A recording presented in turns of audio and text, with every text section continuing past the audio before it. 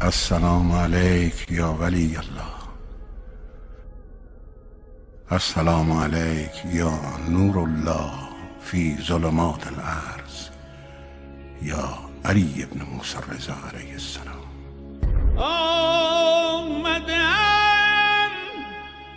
کر لیجیے کہ میں زندگی میں بعض جگہ مشکل میں پھنس جاتا ہوں، سب کچھ تو میرے ہاتھ میں نہیں ہے۔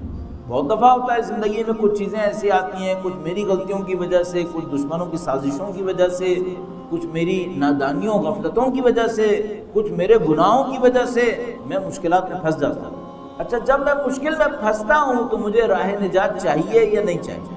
سب کو چاہیے، چھوٹی چھوٹی مشکلوں سے لے کر بڑی مشکل تک۔ مثلا میں کرائے کے گھر میں تھا، سال پورا ہونے والا ہے، مالک مکان کہتا ہے گھر خالی کرو، میرے پاس گھر نہیں ہے، یہ بھی ایک مشکل ہے۔ میں چاہتا ہوں فلاں گناہ چھوڑ دوں، نہیں چھوڑ پا رہا، یہ بھی مشکل ہے۔ میں چاہتا ہوں مرنے سے پہلے فلاں نیک کام میری عادت بن جائے تاکہ برزخ میں مجھے نصیب ہو جائے، نہیں بنا پا رہا، یہ بھی ایک مشکل ہے۔ چاہتا ہوں فلاں آدمی سے میرے دل میں جو بغض ہے یہ بغض ختم ہو جائے، کیوں رکھ کے مروں، نہیں کر پا رہا۔ راہ حل کیا ہے اس کا؟ کچھ جگہیں تو میرے ہاتھ میں ہوتی ہیں، بھئی 4 پیسے کم کما رہا ہوں، زیادہ محنت کروں گا پیسے بڑھ جائیں گے۔ کچھ جگہیں ہوتی ہیں ہاتھ میں، کچھ جگہیں ہاتھ میں نہیں ہوتی ہیں۔ خدا متعال فرما رہا ہے وَمَن يَتَّقِ اللَّهَ يَجْعَلْ لَهُ مَخْرَجًا، جو اللہ کا تقوی اختیار کرے گا خدا راہ نجات دے دے گا۔ یہ راہ نجات صرف پیسے کے معاملے میں دے گا یا معنویت میں بھی دے گا؟ معنویت دنیا میں دے گا یا آخرت میں بھی دے گا؟ جہاں جہاں خدا ہے وہاں وہاں دے گا۔ اس دنیا میں بھی یہی خدا ہے، برزخ میں بھی وہی خدا ہے، آخرت میں بھی وہی خدا ہے، سب میں دے گا۔ مادے کا بھی خدا ہے، معنویت کا بھی خدا ہے، وہی دے گا۔ کس شرط پہ دے گا؟ وَمَن يَتَّقِ اللَّهَ، جو تقوی اختیار کرے۔ اگر مجھے اس پر ایمان ہو تو جس دن میں مشکل میں پھنسوں اس دن کس بات پہ غور کروں؟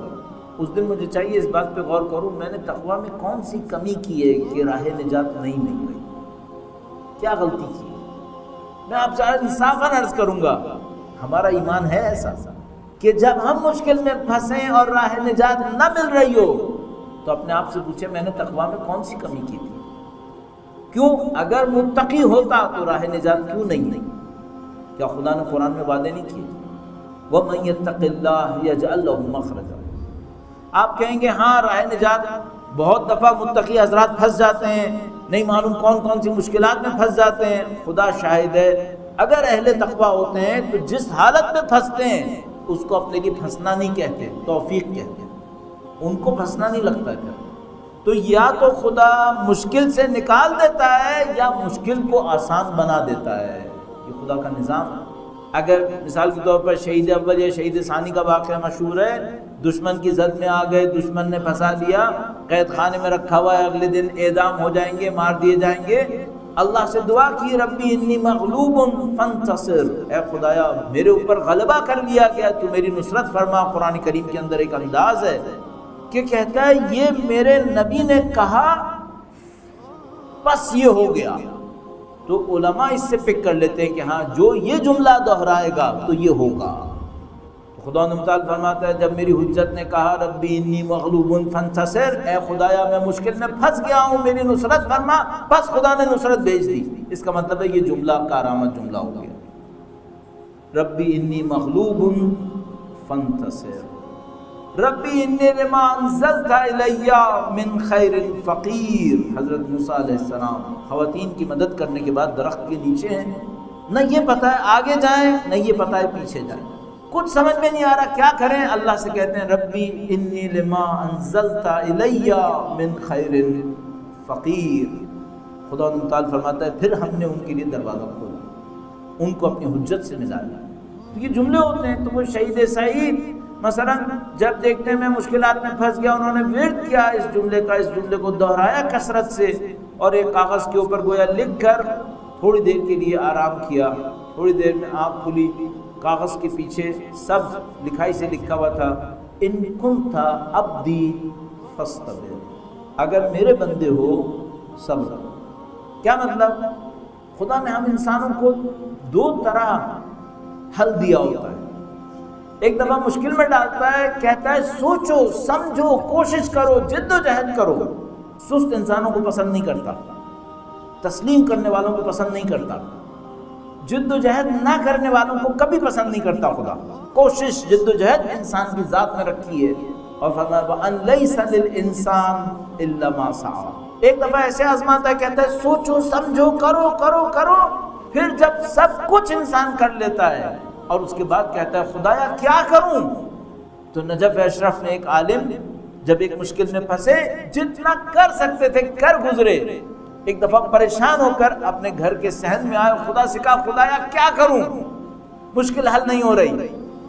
تو ان کو کسی نے کہا کہ اب کچھ مت کرو، اب یہ کرو کہ کچھ مت کرو۔ یہ کون سا مرحلہ ہے؟ یہ وہ مرحلہ جہاں پہ خدا کہتا ہے اب مجھ پہ چھوڑو، اب چھوڑ دو مجھ پہ۔ کس کے بعد آتا ہے؟ پہلی دفعہ سے نہیں آتا ہے کہ میں سب کچھ چھوڑ کے بیٹھ جاؤں، میں خدا پہ توکل کر رہا ہوں، نہیں، یہاں سے توکل شروع نہیں ہوتا۔ توکل محنت کے بعد شروع ہوتا ہے، پہلے اونٹنی کا پاؤں باندھو پھر توکل کرو۔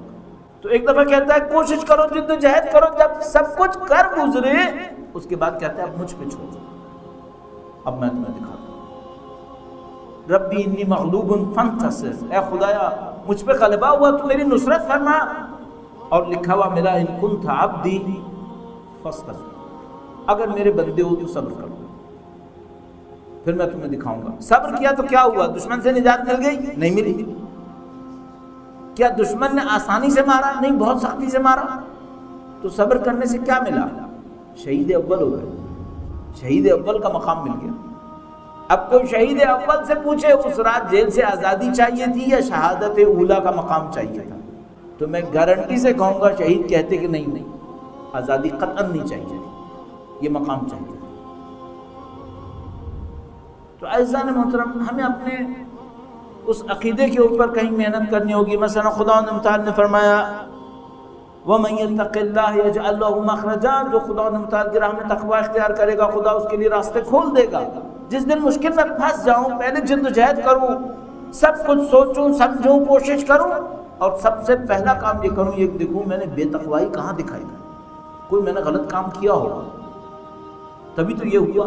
اچھا سب کچھ کر لیا نہیں مل کے دے رہا، یا جو میں صحیح کر سکتا تھا صحیح کر لیا، سب خدا پہ چھوڑ دو، اب خدا پہ چھوڑ دو، خدا اچھا نتیجہ دے گا۔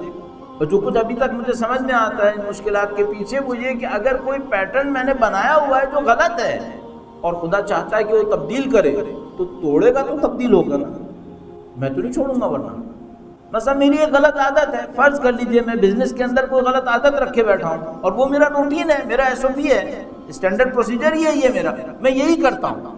اگر سب کچھ نارمل رہا تو میں ایس او پی چینج کروں گا اپنا؟ نہیں چینج کروں گا۔ اب ایک دفعہ خدا مجھے ایک مشکل میں پھنسائے گا، سر سے پاؤں تک مصیبت میں ڈالے گا، ہر چیز تہو بالا ہوگی، پھر مجھے سمجھ میں آئے گی کہ بھائی یہ مجھے تبدیل کرنا ہے، اتنی آسانی سے میں تھوڑی مانوں گا پھر۔ تو اس دوران میں ممکن ہے کہ کوئی اولاد ہاتھ سے جائے، ممکن ہے کوئی کام ہاتھ سے جائے، ممکن ہے کوئی عزت خطرے میں پڑے، ممکن ہے کسی جسمانی روحی ذہنی مشقت میں جاؤں تاکہ مجھے پتہ چلے کہ بھئی یہ صحیح کرنا پڑے گا۔ مددی